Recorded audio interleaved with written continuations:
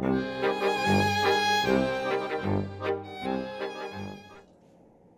morning, good afternoon, and good evening. Thank you for everyone who's joined us from all over the world today.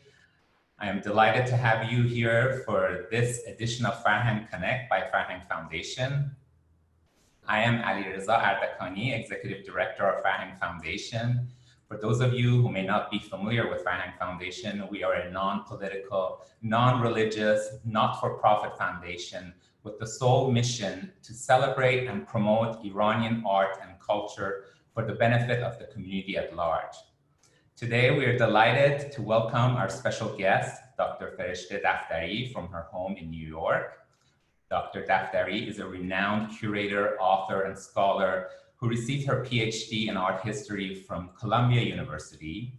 During her tenure at the Museum of Modern Art in New York, from 1988 to 2009, she curated a number of international exhibitions, including 2006's Without Boundary, 17 Ways of Looking.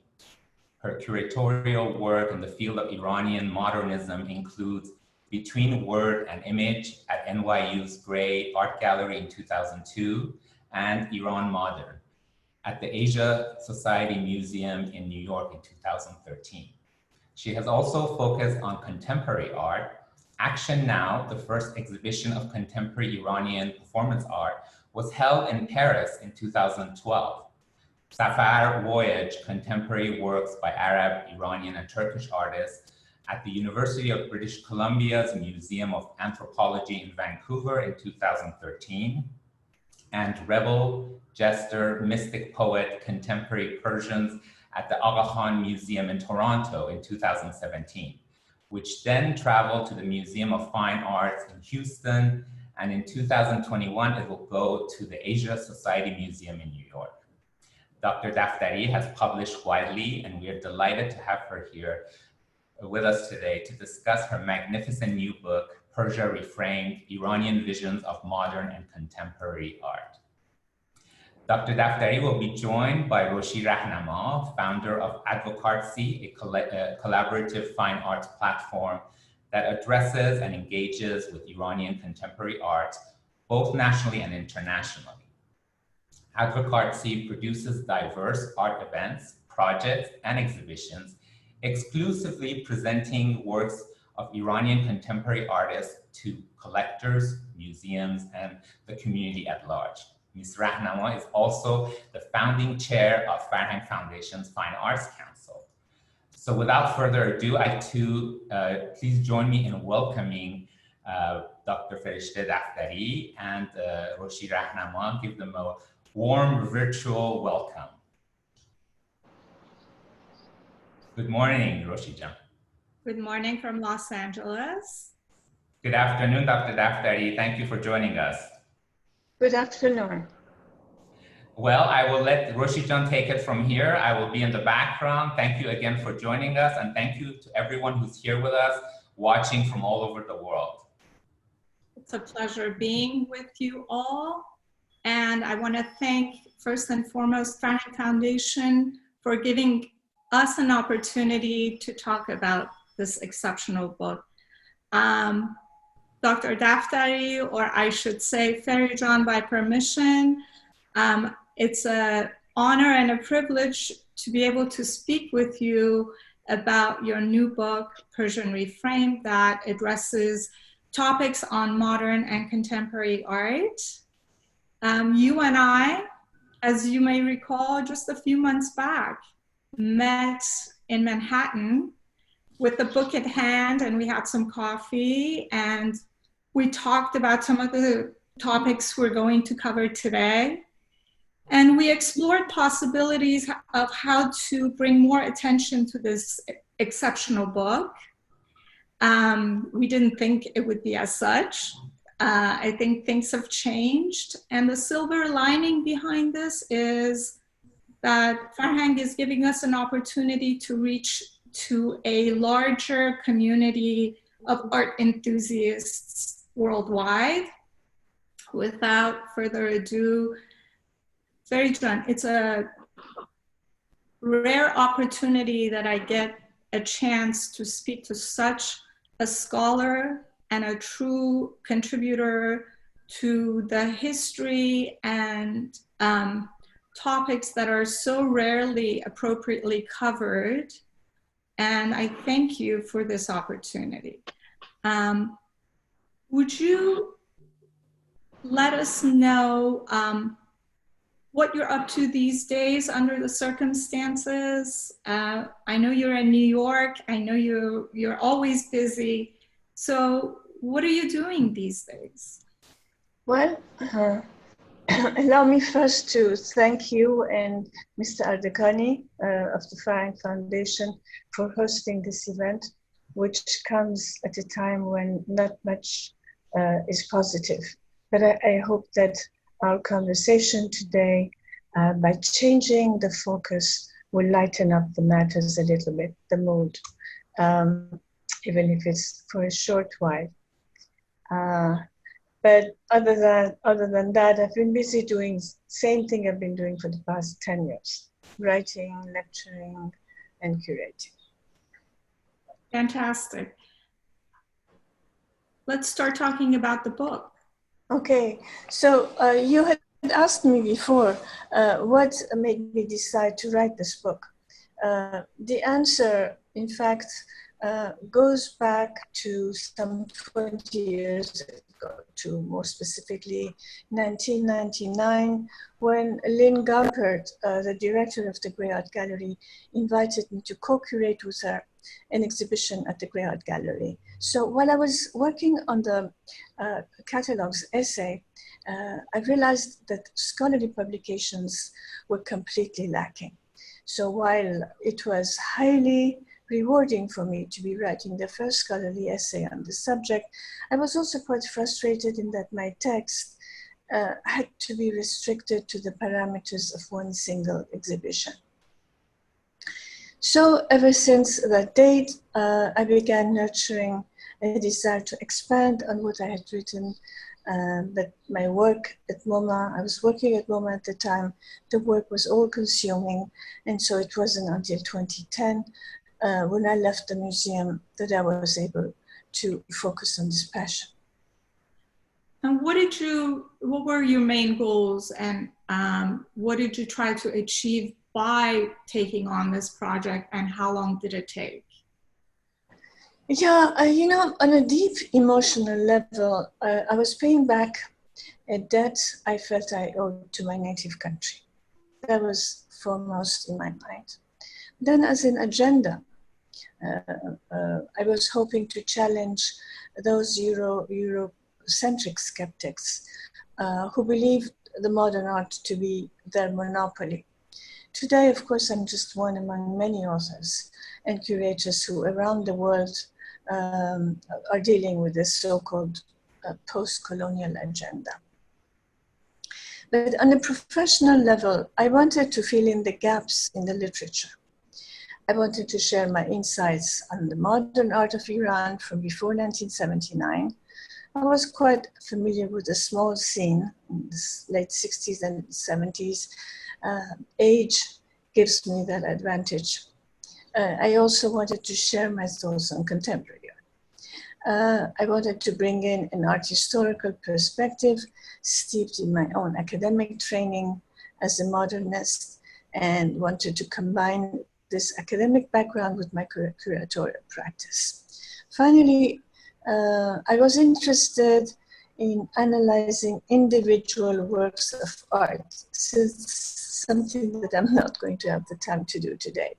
And I didn't want to treat them as just as illustrations of sociopolitical and theoretical issues. I was giving myself about a couple of years to finish this book. But of course, it took much longer. It took about 8 years. And during those 8 years, it took that long because I was offered certain exhibitions that were full-time. They needed my full-time attention. And so I can say that the book took about 4 years, but over a period of 8 years. So from the time you took on this project, did the project evolve, and how did it and why did it evolve? And we're looking at some images. Well, when you're dealing with a span of 8 years, of course, you get new information, you learn new things, especially over a variety of subject matters. I curated extensively. I discovered new works, new artists, new collections. I'll give you an example of some information I came across. Working with Mohammad Afhami's collection of contemporary art, I discovered a figurative work by Monir Farmayan. Yes, this one. The image is the one in the center. So working with this exhibition, with this incredible collection of contemporary art owned by Mr. Afhami, an exhibition that I curated for the Aga Khan Museum, I noticed that Farmayan had one piece that was figurative. I had never seen anything like that in her oeuvre. So it's absolutely unique. The inspiration had come to her as she was flipping through a fashion magazine. So I want to include it in the exhibition. Then another example of things that I learned as I went along was an exhibition that I curated, exhibition of performances. And the year was 2012. Yes, so this is one as by Amir Baradaran. I'm not going to be able to explain every single one of them, but you'll get an idea if you read the book. So this one is about the Sire, or temporary marriage. This one is by Barbad Golshiri. The next one is by Amir Mohamed. This one, and then Nida Razavipur, her performance, interactive performance was called Self-Service. She had already performed it in Iran, but the other three were all new commissions. And now talking about performances, on an extended trip that I took in 2010 in Tehran, I was very lucky to catch a one-night performance by Vita Fayyozi. You see the image on the screen. I've discussed it in my section on gender. During these 8 years, there was also a surge in the literature and exhibitions of all things Middle Eastern. Those publications too were also quite helpful and fed into my thinking. My thinking has evolved in one crucial way. Instead of looking at everything through the lens of identity, which I did in my 2002 essay for the Grey Art Gallery, I have come to value individual visions and the pluralism of the landscape. My outline changed in one other way. I decided to devote an entire chapter to the exhibitions I have curated because, the reason is very important. I thought that it was good to draw the attention to exhibitions held in institutions rather than commercial venues. Institutions usually contextualize the art. In the 8 years that you were working on this book and during the process, what challenges came your way? Challenges, well, you have self-censorship, which is a challenge many authors grapple with, but how you manage it is important. Then I need to say that we also have plagiarism, which is another challenge that continues to face us. But on the whole, I didn't encounter too many challenges. My experience, I'm happy to say, was quite positive. I was doing exactly what I enjoyed doing, and most everybody was supportive, with maybe one or two unfortunate exceptions not worth dwelling upon. I have made it clear in the book that I have not written a survey, so the challenge comes to me now when I'm asked, why not a survey? Okay, why not a survey? Okay, here it comes. In a sense, surveys are safer propositions. You deal with as many artists as possible, irrespective of whether they are strong or not. And chronology becomes your guiding principle. Overviews were already available and continue to become available. Following that model would have been redundant. Instead, I opted for a thematic approach. Fewer works, but greater depth. this is something that was lacking in panoramic views. I have to say that in any case, in my book, the majority of the major players, trends, and issues are covered. You also get to discover a few emerging artists. Let's not forget that publishing costs.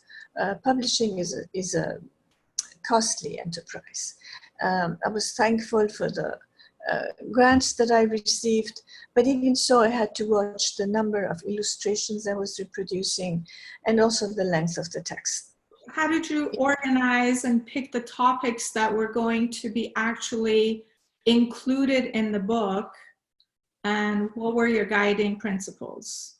Yeah, the most important consideration for me was the following. Did I have any new insights to offer, and where? Where could I make a contribution? I don't pretend to have the last word. To the contrary, new insights challenge other people to come up with theirs. My book consists of a lengthy prologue and 6 independent chapters. The prologue and the last chapter are personal in tone, and that was deliberate because I wanted to vary the tone, and the in-between chapters are more scholarly. I wanted to present a variety of angles or approaches in a diversity of tones or tenors. This is why I alternate between panoramic views and close-up treatments. In other words, I zoom in and zoom out. I especially love the way you take on certain terminologies and define them and make them a little bit more clear for us. For example, you've spent quite a bit of time on the concept of modernism and how modernism is defined in a non-Western context. Yeah, sorry, go ahead.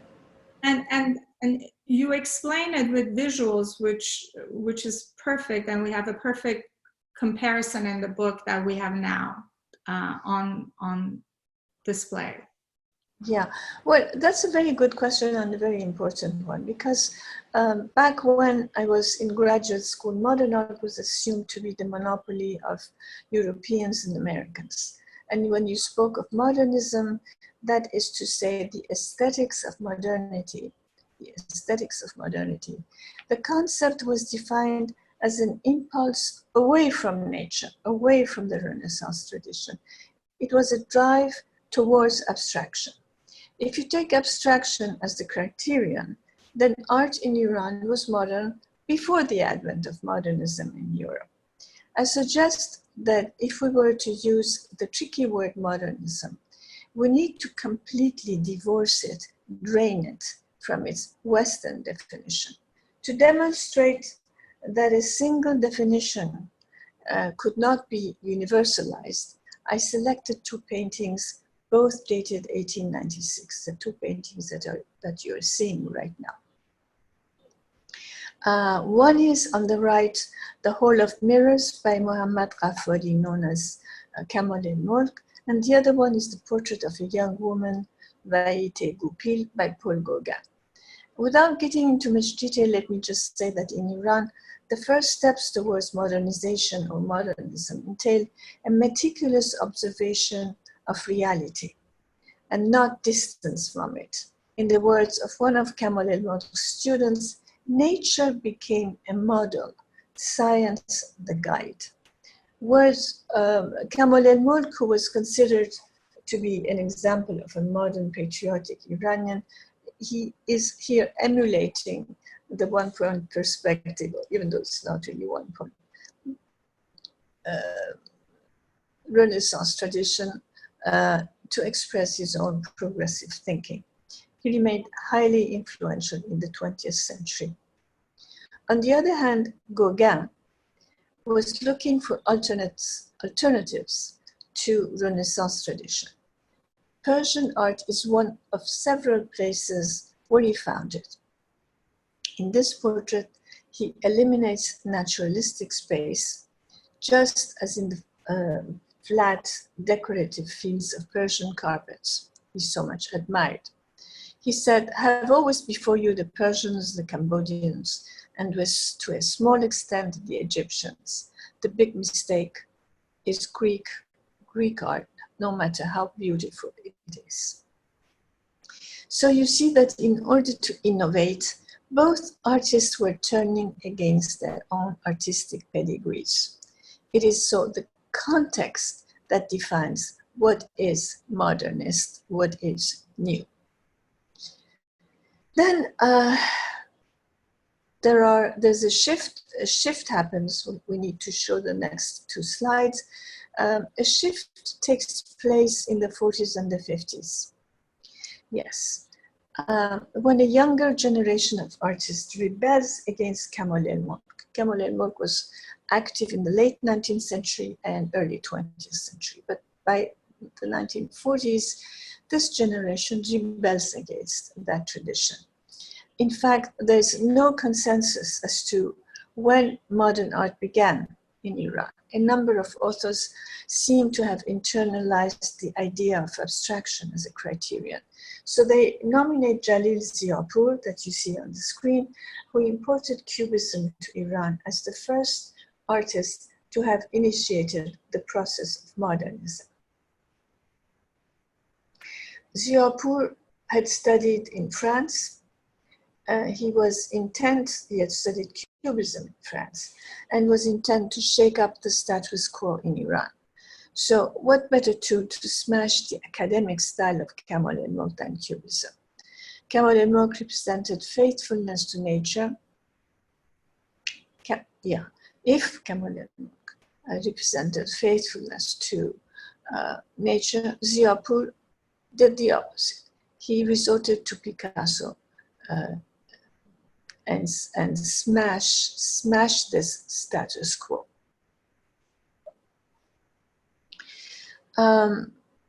Picasso had been the personification of modernism, so it was easy to use him to overturn a tradition. You can see the influence in the fighting rooster on the left, which was the logo he used for his periodical Khurus-e-Jangi, fighting rooster. He used, and then on the right you see his public bath, very controversial because it shows women, naked women and men in a public bath. I believe the work to have been destroyed, that's what the literature said, but Siamak Delzende, God bless him, he found the painting at the Museum of Tehran, Tehran Museum of Contemporary Art. I just learned about that a couple of weeks ago. Then I picked a third artist, Yektoi, in this chapter because he represents a different understanding, different perspective on modernism. He was a diasporic artist without the same social pressures Iranian artists were experiencing inside Iran. He had left his native country at the end of World War II. He settled in New York until he passed away in 2019, last year. His understanding of modernism was no different than what was discussed in the abstract expressionist circles he was frequenting in New York. To summarize this term, modernism, I have to say that the term has shifted in meaning from period to period and from one geographical context to another. For Kamal el-Mulk in the late 19th century, early 20th century, academic realism was tantamount to progressive thinking. For Ziapour, a post-World War II artist residing in the country, Cubism was the ideal tool to shatter the status quo. And Yektoi in diaspora, a contemporary of Ziapour, unconcerned with local specificity or a national language, he found his home in modernism as it was defined in New York. That another kind of modernism surfaced inside the country. It was synchronized with the pulse of Iranian culture. And I'm referring here to Saqqa-khaneh, that's the movement Saqqa-khaneh, the subject of my following section. Yeah, before we speak about Saqqa-khaneh, there's obviously a lot of follow-up questions that I'm not doing for sake of time, because we've planned to cover the quality of, to cover quite a bit of material in about 1 hour. But, and there's so many interesting nuances that you and I can go into in more detail, but maybe we could cover that at a future conversation. Okay. Let's talk about Saqqa-khaneh. So the movement and the artists associated with this movement, such as Gandriz, Pilaram, Tanavoli, Zendarudi, to name a few, are quite familiar to a lot of Iranian collectors and art enthusiasts.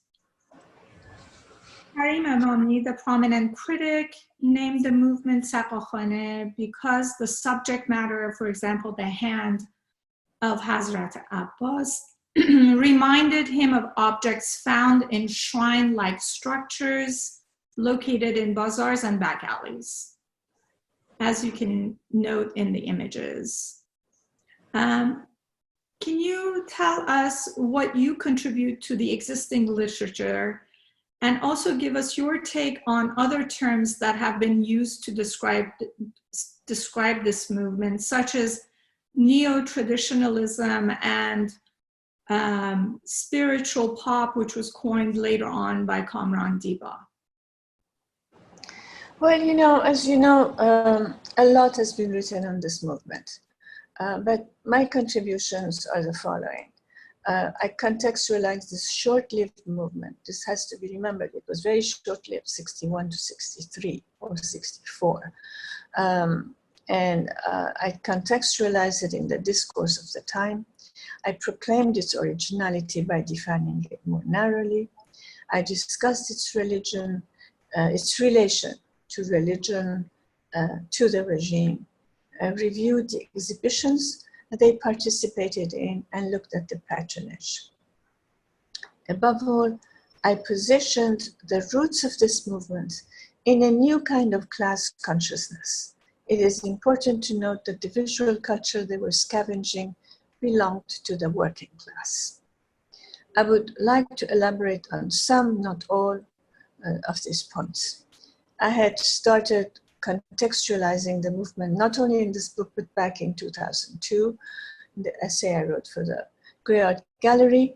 I did it by examining how it related to the concept of Gharb Zadegi, or West Intoxication.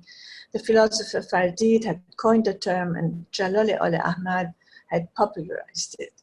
The artists were by no means under Ali Ahmad's influence or in any way xenophobic, but they were grappling with identity issues, with the East versus the West binary plaguing society at the time.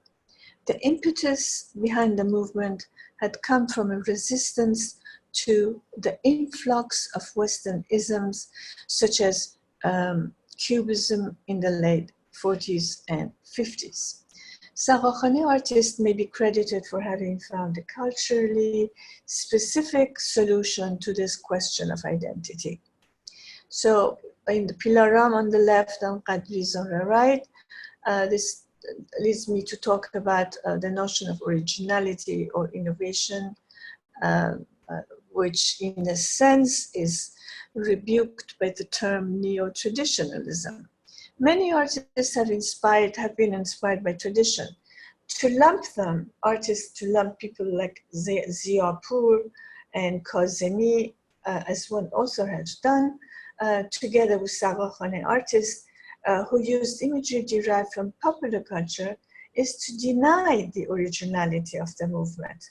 The severed hand of Hazrat Abbas you see in these examples had never appeared before in the fine arts. It was totally new. Qadriz, his sources are quite varied. You see the hand of Hazrat Abbas in the center, and Luristan bronze, pre-Islamic work, and even a figure on the left, which was influenced by Clay or Miro, two artists that he admired. Artists such as Zendarudi and Pilaram, when they moved away from the Saqqa-khaneh period, they took what is now called traditional, which is called calligraphic modernism. And this period of calligraphic modernism comes later, it comes after the Saqqa-khaneh movement. They two should not be conflated, and that's why the confusion comes along. The originality of this movement has to do with its iconography, which was completely new in art. I also need to caution about people, about the catchy phrase, spiritual pop, which does capture the religious subject matter, but it should not mislead anyone into reading Saqqa-khaneh as an expression advocating religion or spirituality. The texts they used were often nonsensical, sometimes humorous, sometimes subversive, and mostly secular.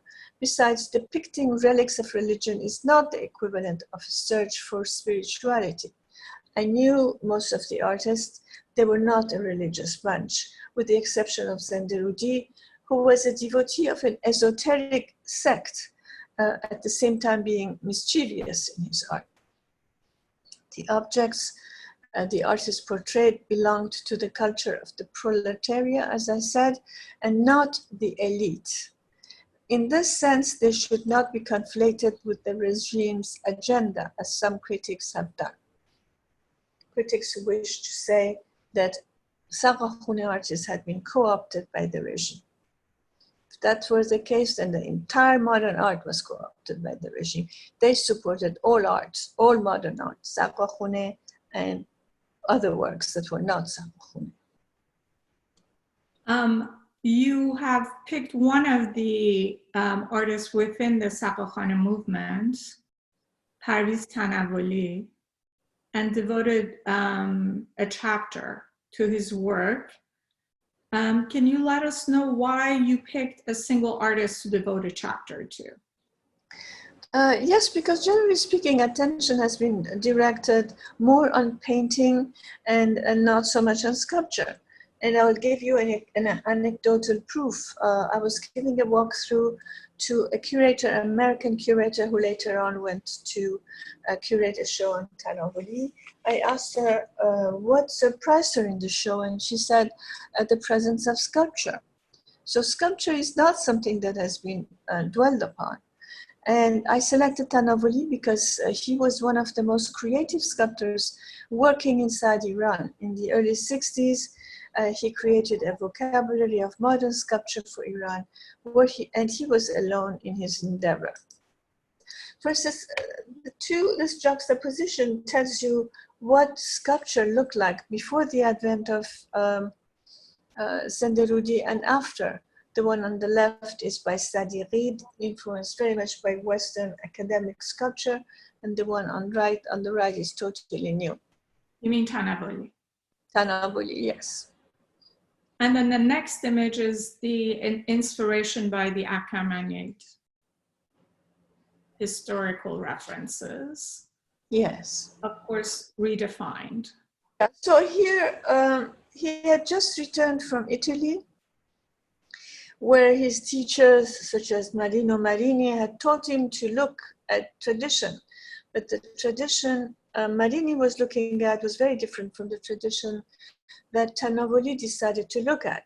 He started, when he came back, he looked at the Achaemenid tradition. And in his Farhad and Deer, he has repositioned the confronting duel between the lion and the figure into the deer and a figure.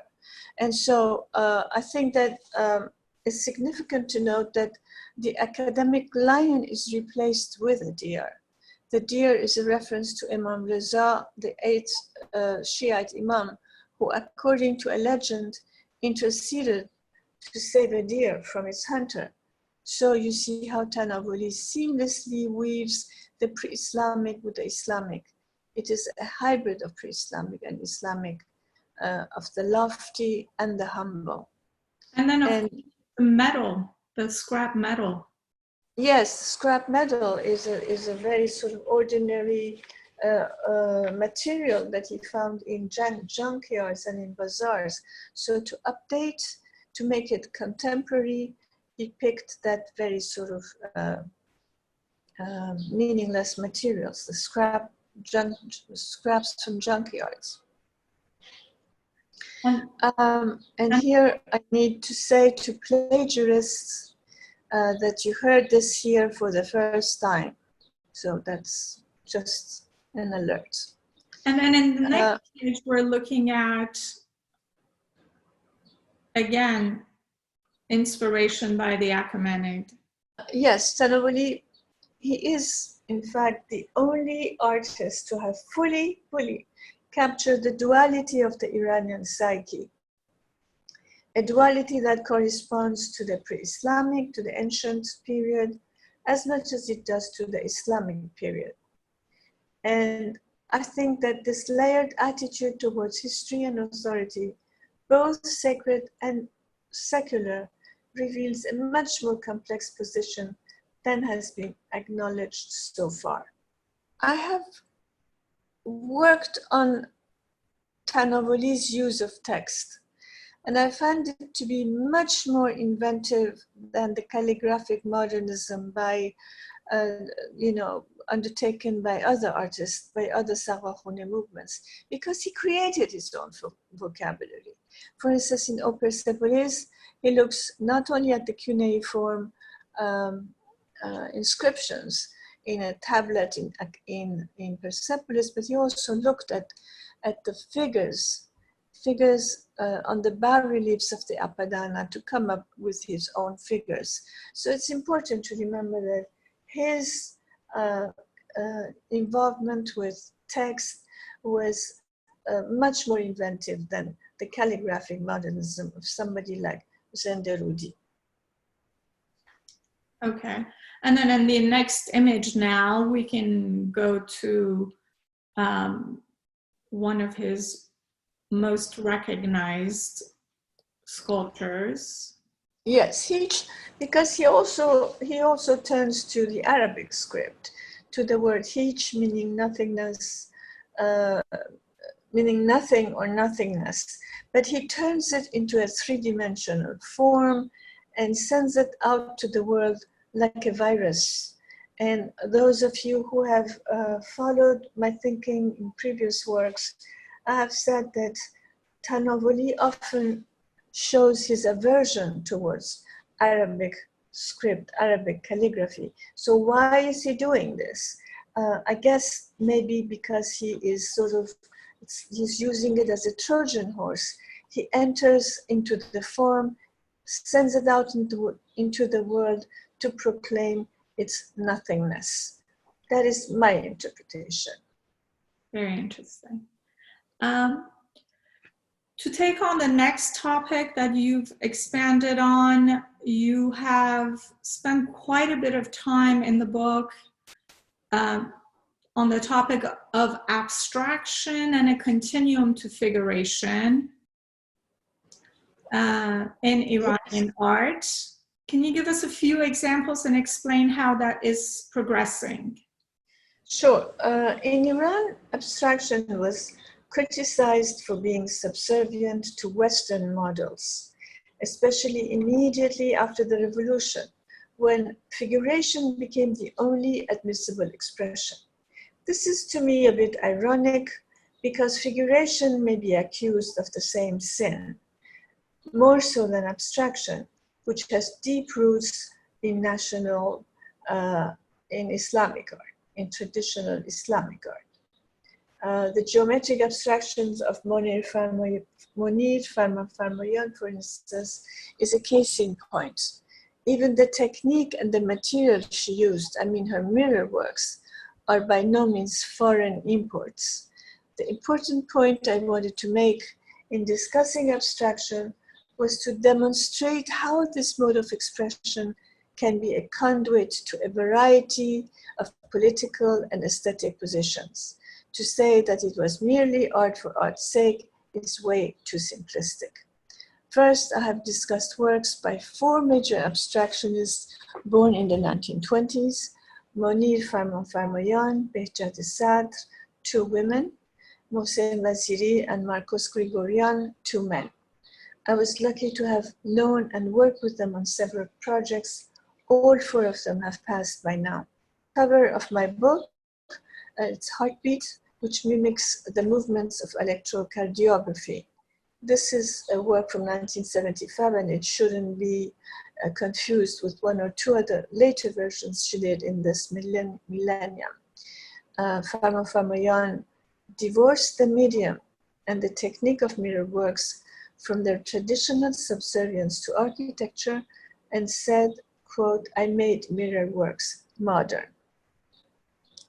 Unfortunately, men writing on her have left her out. Saad's vocabulary conforms more to the language of the period, of the time.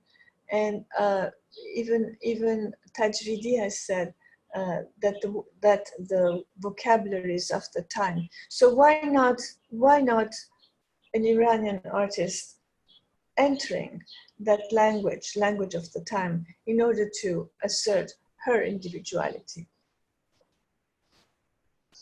And the next image is Vaziri. It was acquired by the Museum of Modern Art in the 60s at the Carnegie International.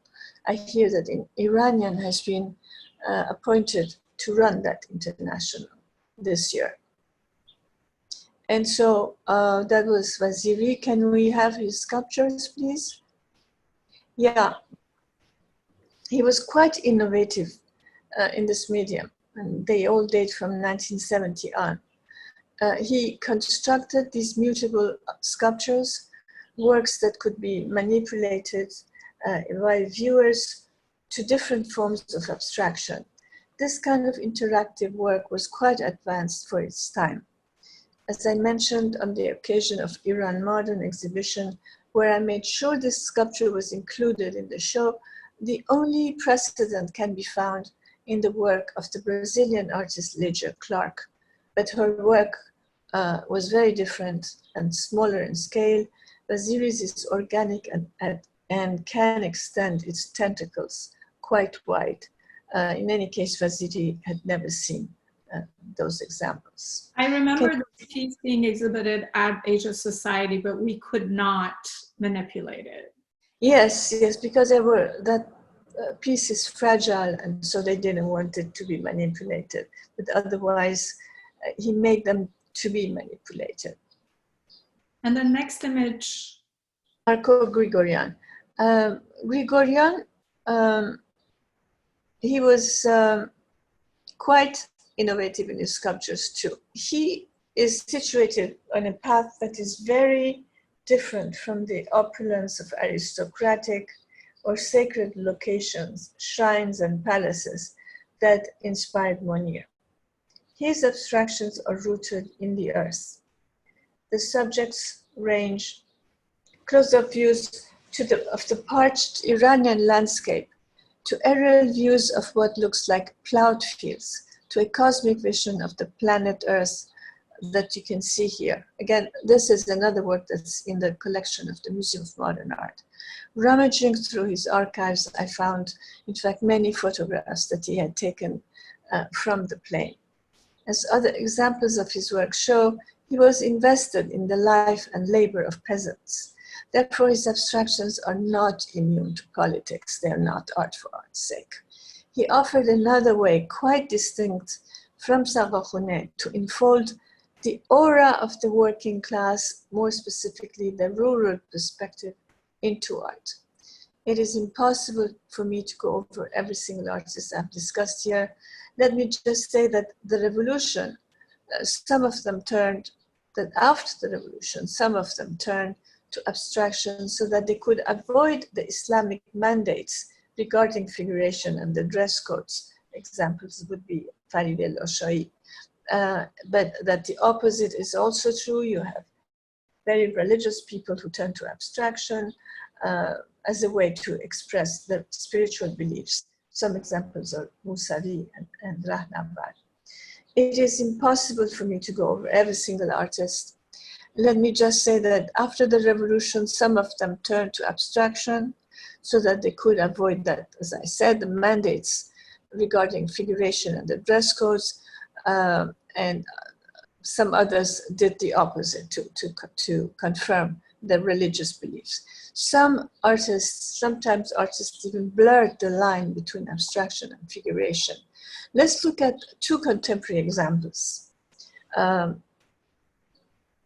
Yes, okay. So here you're looking at stills from this video that shows a crowd in a stadium. When you look at the image on the upper left, at first you think it's a still photograph, but then you start seeing some movements, heads bumping up and down, going up and down. And so you detect that you're looking at a moving image. And as they go up and down, they come into a euphoric explosion where they blend into a black and white abstraction where individuality is totally erased. The scene, as I said, was filmed in Argentina, in a stadium in Argentina. These are by Caraballo Farman. Caraballo, one of the two artists, is Abu Farman, an Iranian who is in diaspora. Next slide is Peyman Shafiizadeh, who also deals with crowds and portraits and individual works. He engraves them on these scaffoldings. You really have to get very close in order to see them. And so he's another one who deals with crowds and individuals, and they do have political meaning. Unfortunately, I had to leave out the discussion of the Azad group and many other artists. The next topic that we explore deeply is contemporary art. Now you're going more into the contemporary art categorizations. And I thought it would be interesting to talk about how your publication differs from Talene Gregor's book, Contemporary Iranian Art from Street to the Studio, and Hamid Keshmirshakan's book, Contemporary Iranian Art. Can you let us know what those differences might be and explore those topics for us? Yeah, well, Keshmirshakan's publication is on modern and contemporary art, and it is very well researched. But mine is not a survey, his is a survey. As for the other book, it's also Talene Gregor. She's an architectural historian who takes up thematic approach, like I do. Her book makes for a wonderful reading. The period she covers goes from 79 to the early teens. One difference with my book is right here. She doesn't deal with the art predating the revolution, and she begins the contemporary era with the 80s, the decade that produced some called propaganda art. In my view, contemporary art is art that tackles issues which are still relevant today. The issues dominating the 80s are by now historical issues. Therefore, I place the beginning of the contemporary in the 90s. Gregor's approach is more anthropological, and therefore she doesn't limit herself to art, but includes a range of visual culture like street, mural paintings, billboards, ads, the paraphernalia of martyrs, tombs and cemeteries, stamps, kitsch, etc. I don't deal with visual culture. A good section of her book is on the art world's infrastructure, which is very interesting, and on the visual culture of the regime. My emphasis is more on later subversive art. Here, how we thematize our subject is also different. Her main themes are the street, the studio, and exile. Mine are the following. We start with Bani Saad. In fact, this painting is at LA Museum of Contemporary Art. And I remember that we organized an event around it, conversation with the artist, with Jeffrey Deitch and the Farhang Foundation. Yeah, that was an exciting event in Los Angeles, and this piece now is in the permanent collection of MoCA, LA. Of MoCA, yes. Talking about my first theme. My first theme was to complicate this issue of Iranian artists. Iranians, they don't like to be called Iranian artists. They like to be known as artists like everyone else. So I'm showing you here Ali Bani Sadr, because it is so universal, so encyclopedic in its sources, and so universal that it's very hard to assign to it a nationality.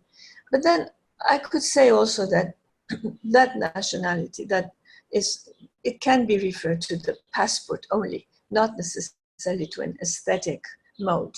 Then Puyan is next to describe that. Yes, Puyan, I think this is a very astute way of debunking the notion of nationalist discourses or racial purity. It's found in this installation. He had his DNA tested, and the result linked him to a vast geographical area. So he built domes of each of the regions his genetic material pointed to, from India to Norway and elsewhere, and arranged them in the skeleton of an open cage cube. The next theme I tackled, this was one early, this was just the introduction. But then my first real theme was Tehran. We have seen it portrayed almost as a character in Iranian cinema. Yes, but Fereshteh Rahmani, she lives in Tehran. It was very labor time consuming, labor intensive work. So we're going to scroll through a few images of artwork where Tehran is depicted as the subject. Yes, yes. So this is one. Then we have Arash Fayez that you can see now. This was a conceptual work with a political message. Then the following one was Jinous Tauris's video. Yes. Next image. Yes. It's all printed on a cake that she keeps eating without ever saying that she was depressed. But then once it's finished, you know that she was eating because she was depressed. It was carried out through at the time of the 2009 disputed elections. Then the next one is Arash Hanoi's drawings of the urban scape. Yeah, that one from the street. Then Nusha, yeah, that one. And then after that, Nusha Tabakolian's photograph of the young inhabitants of Tehran. Then Mitra Tabrizian's staged photography, described at great length in my book, demonstrates the variety. I mean, the combination demonstrates the variety of media and interpretations you find on this one subject. And that was very important to me because it showed their individuality. Then the next topic, gender, is something that had been profusely written about, but I tried to kind of nuance it and change it a little bit. Here are a few examples. For instance, this one is by Sonia Balassanian, undisputedly the first contemporary artist in diaspora in New York to have looked at the plight of Iranian women. Before the revolution, it was Nahid Haqiqat who delved into such matters. We're looking at one example from Balassanian's artist book dating from 1982. A decade later, you see Shirin Nishad, who had visited also the same gallery that Balassanian had exhibited in. Shirin Ali Abadi's they date from 2003, which is to say much later, during the time of a reformist president, when things were much more relaxed. And then Parastu Furuhar is a brilliant and more indirect approach to the same issue. You see a hand which is quite innocuous, but it has been turned here into an erogenous zone. Then you have one man, I've put in one man, Khosrow Hassanzadeh. It's a self-portrait with his family, but it's titled Terrorist, Khosrow, which is a reference to how Middle Eastern men have been stereotyped. That's the identity they were given, especially traveling and in airports. So let's move to other themes. Now we're on the topic of appropriation of traditional. Yes. Many artists used that strategy. They appropriated traditional aesthetics in order to comment on the current situation. Some turned to manuscript painting, also known as miniature painting. An example is Farah Usuli. It's one beautiful painting where the Mona Lisa has been transplanted into the territory of Iranian art. Then you have carpets. The carpet by Nazgul. Okay, carpet by Nazgul with all its details. It looks like a regular medallion carpet, but when you look close at it, you see how much she has inserted, how many different anecdotes, snippets of life outside in the street he has inserted into the carpet. Afruz Amiri was another one. Unfortunately, we don't have a slide of her work here. And then calligraphy was another nemesis, another traditional, shokran, another tradition that was criticized by younger artists.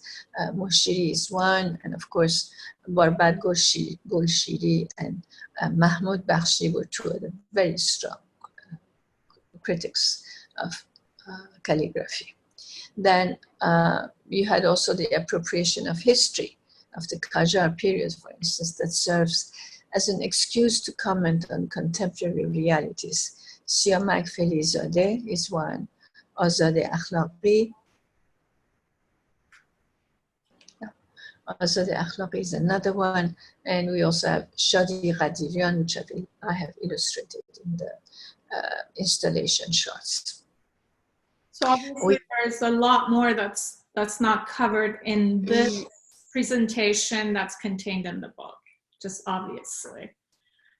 So read the book. Okay, and then also appropriation of the iconography of the Islamic regime. The Slavs and Tatars took that up, and they showed their work at the Museum of Modern Art. And then we also had a section on abstraction in photography with Shirana Shahbazi and Shirin Gil. Death and mortality. So death as a theme that dominates Shiite rituals resurfaces again, but now with references that are not at all related to the martyrdom in Karbala. Siyar Majani here has done a tomb of Nima Yushij. He's honoring this literary figure because, as he said, he took poetry out of the ritual of the court. He placed it among the people of the masses and the masses. My section on contemporary art ends with a treatment of spirituality, where I discuss Waisi Kami, Shiraz Hushiari, and the young video artist Murtaza Ahmad. I've had to skip many images. And so that's it for my contemporary period. Yes, of course, the book, as I mentioned, has many more details and artists included. We had to, for the sake of time, pick and choose. And also, while we scan through some of the past exhibitions that you've curated, You've introduced many Iranian artists in the exhibitions you've curated over the past 24 years, starting with 1993 at MoMA, New York. Maybe we can look at some installation shots. Here's the first one I think you installed at MoMA. Yeah, a group exhibition. Yes. Maybe as we scan through some of the installation shots, you can tell us what's next for you, Fereshteh. What's next for me? Well, no more 8-year projects for sure. I might have to collaborate on the translation of my book into Persian. I'll continue with my writing and lecturing, and next fall, if everything goes well, I will curate Rebel, Jest, and Mystic Poet, Contemporary Persians for Asia Society. The works are drawn from Aframi's collection. It was supposed to open here this October, but COVID-19 decided otherwise. We're gonna close with the last artwork image in your book in the postscript, which is by Tala Madani. And you can explain to us why you included that work, and to tie in the COVID situation. I'd love to hear your thoughts as a curator, as a historian and scholar, on how you believe the current crisis is going to impact the art world. Well, let me first say that the last work I've discussed is Tala Madani's haunting painting, titled The Shadow, from 2018. The image was extremely powerful. You see an infant crawling on its deserted planet, its shadow ominously hovering above or below, behind. But for me personally, it encapsulated a sense of foreboding that was gripping us all at the time. The Iran-US relations were tense, they still are, and the fear of some impending catastrophe was quite palpable. So that's why I put this image at the end. As for the impact of the coronavirus on Iranian artists, let's not forget that it is compounded by the added pressure of the sanctions imposed by the Trump administration. How do you foresee its impact on the art world in the long term? For the impact of the coronavirus on Iran, and let's not forget that it's, I don't have first-hand knowledge, since for obvious reasons, I have not been able to travel recently. But maybe that is not even necessary at this point, because the art scene seems to have been transplanted to the digital world. Some of the galleries, though, have already opened exhibitions, like Oran, Dastan, Etemad, and others. Timoca is still closed. They closed way before coronavirus. They were renovating, and we don't know when they're going to open. But gallery hopping, which had stopped, has picked up again. There's a lot of activity on Instagram, exhibitions, artist studios, new works, they're all posted there. All in all, they seem to survive with a large dose of humor. In spite of the dire situation the artists are finding themselves in, I'm still very optimistic. Art has always been held in high esteem in that culture, and no obstacle is great enough to abort it. Thank you. Thank you, Fereshteh. I appreciate you taking such meticulous attention. You and I have worked to present the book in a capsulated manner in a 1-hour presentation, and there's so much more to discuss, and hopefully we'll get that opportunity next. I wanted to thank again Alireza Jan for the perfection he brings in everything he does, and Farhang Foundation for giving us an opportunity to talk about art and bring it to a larger community. And with that, I thank you for this time, And Fereshteh, thank you again. Thank you. That's really what I wanted to say. Thank you to both of you. Thank you so much to Dr. Daftari and Roshi John for joining us today and for this riveting talk. I feel so inspired now after listening to this conversation, and of course, remind everyone to purchase the book. It's currently available on Amazon.com, and you can buy the book there because the book is full of additional material that we were not, obviously, as mentioned before, able to cover due to time restraints. So once again, thank you for everyone who joined us from all over the world today. We had a record amount of individuals on this webinar. We thank you for being here, and stay tuned for further other Farhang Connect events coming soon. Once again, thank you to Dr. Daftari and to Roshi John, and I hope you have a pleasant rest of your weekend. Goodbye. Bye-bye. Thank you and goodbye. Thank you.